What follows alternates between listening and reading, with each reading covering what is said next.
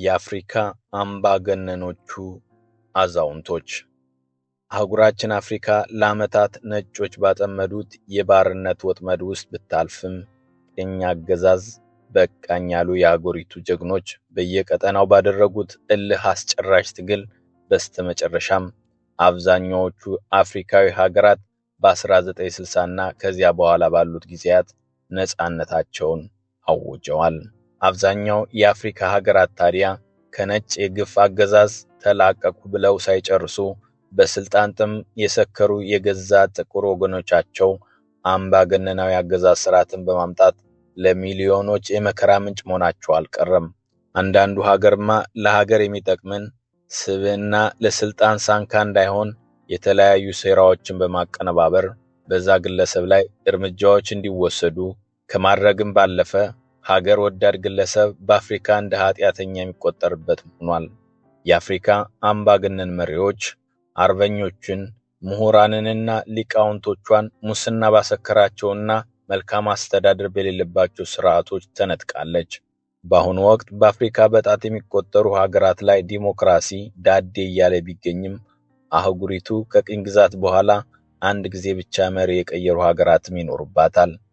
አንዳንዶቹ የአፍሪካ ሀገራት መሪያቸውን በሞት አጥተው ተተኪ መሪ ሊያገኙ ሲችሉ፣ አንዳንዶቹ ደግሞ በሀገሪቱ የሚነሱ የጁንታ ታጣቂዎች እነዚህን ለ10 ዓመታት ስልጣንን የሙጥኝ ያሉ መሪዎችን በኃይል ያስወገዱበት ሁኔታም ተፈጥሯል።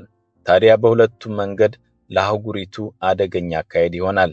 ይህንንም ስንል በሞት ስልጣናቸውን ለአዲስ አመራር የሚያስረክቡ ሀገራት በስልጣን ላይ የሚመጣውን ሰው በሕይወት ካለፈው አመራር ጋርም ምናልባትም የሥጋ ዘመድ የሆኑ አለያም የቅርብ ግንኙነት ያላቸው መሆኑ ምንም ጥርጥር የለውም። በሌላ በኩል ደግሞ በወታደራዊ መፈንቅለ መንግስት የሚያልፉ ሀገራት በታምር ካልሆነ በስተቀር በሀገሪቱ ሰላም ይሰፍናል የሚለው ነገር ዘበት ሆኖ በታሪክ ተሞክሮ ታዝበነዋል። የሆነ ሆኖ በአሁኑ ወቅት የሞቱት ወይም በኃይል ከስልጣን የተወገዱት ሳይቆጠሩ ከ3 አስርት ዓመታት በላይ በስልጣን ላይ የዘለቁ 5 መሪዎችን በዛሬው ዝግጅታችን ወደ እናንተ እናስተዋውቃችኋለን። እነዚህ መሪዎች ታዲያ በጉልበታቸው በመመካት ሕግን በመጣስ ወይም ሕገ መንግስታቸውን ለራሳቸው እንዲመቻቸው አድርጎ በማሻሻል ስልጣን ላይ ሙጥኝ ብለው ቆይተዋል።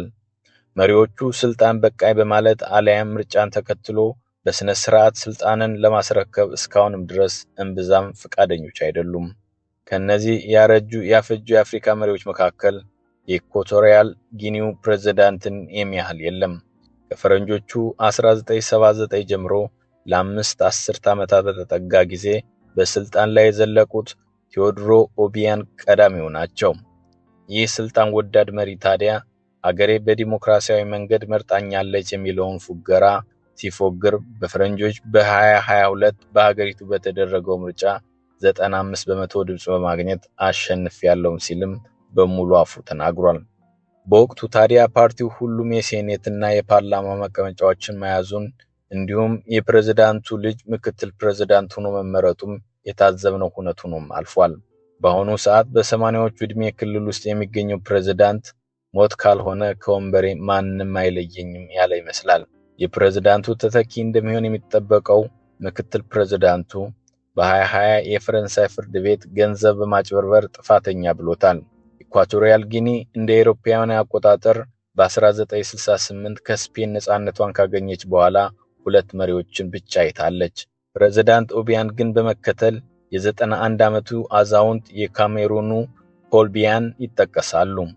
እኚህ ፕሬዝዳንት ሀገራቸው ከፈረንሳይና ከእንግሊዝ ቅኝ ግዛት ከወጣችበት ከ1960ዎቹ መጀመሪያ በኋላ ሀገሪቱ ያየችው ሁለተኛ መሪ ሆኖ ከ40 ዓመታት በላይ በስልጣን ዘልቋል።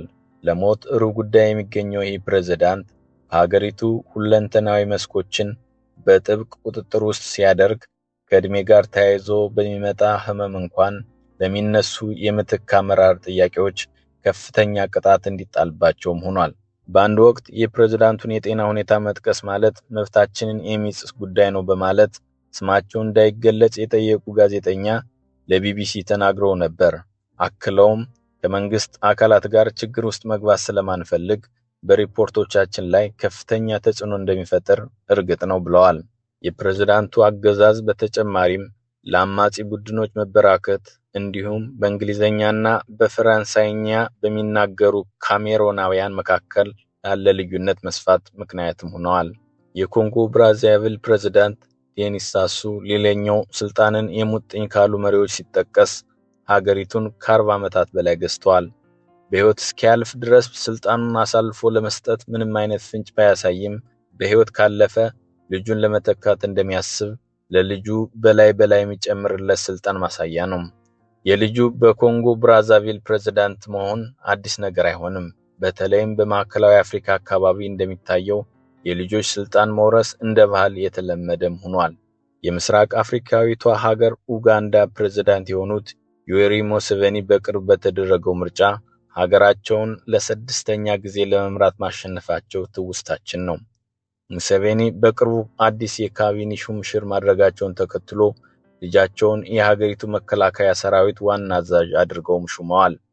አዲሱን ሹመት ተከትሎም ፕሬዝዳንት ሙሴቬኒ ልጁ ጀነራል ሙሆዚ የፕሬዝዳንትነትን ስፍራ እንዲረከበው እያዘጋጀው ነው የሚለው ጥርጣሬንም አጭሯል።